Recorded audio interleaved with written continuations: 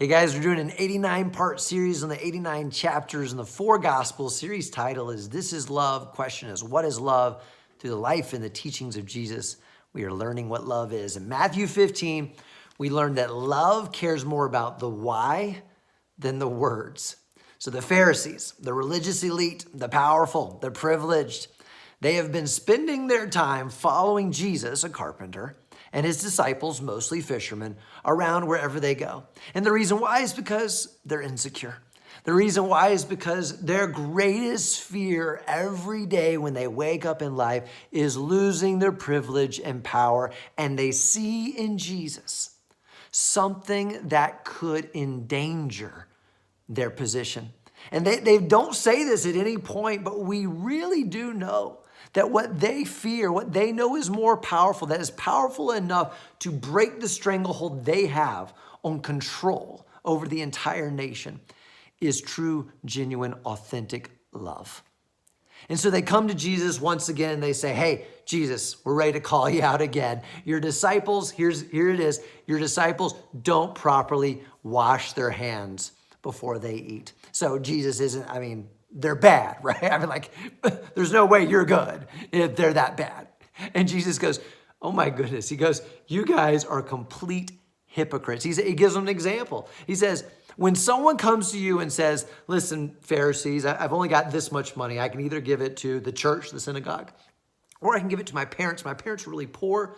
They can't afford rent this month. They need money for food.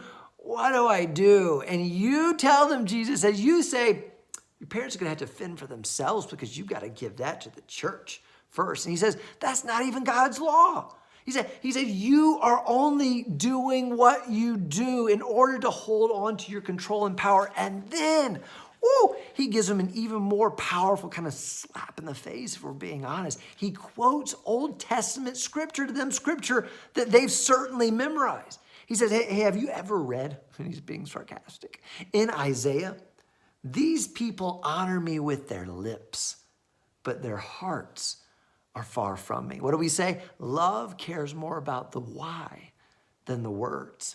It goes on. That's not all of it. In Isaiah, it continues to say, their worship is a farce.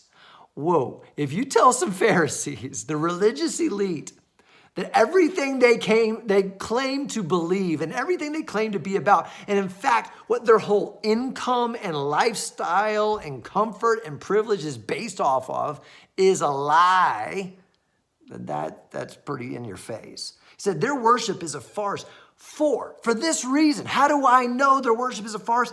They teach man-made ideas as commands from God. Time out. They teach man-made ideas as commands from God. Why? In order to hold on to their privilege. Love cares more about the why than the words.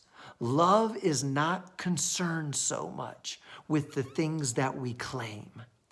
Love cares much more with the genuineness, the authenticity of our hearts and the overflow of our hearts into action.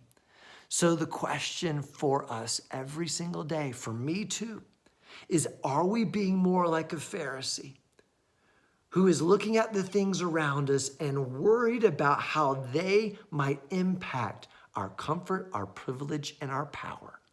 Or are we more like Jesus who looks at the things around us and from the overflow of a heart of love that wants to care, serve, and make a difference says, whatever power, privilege, and comfort I have to give up in order to serve you, that's what I want to do.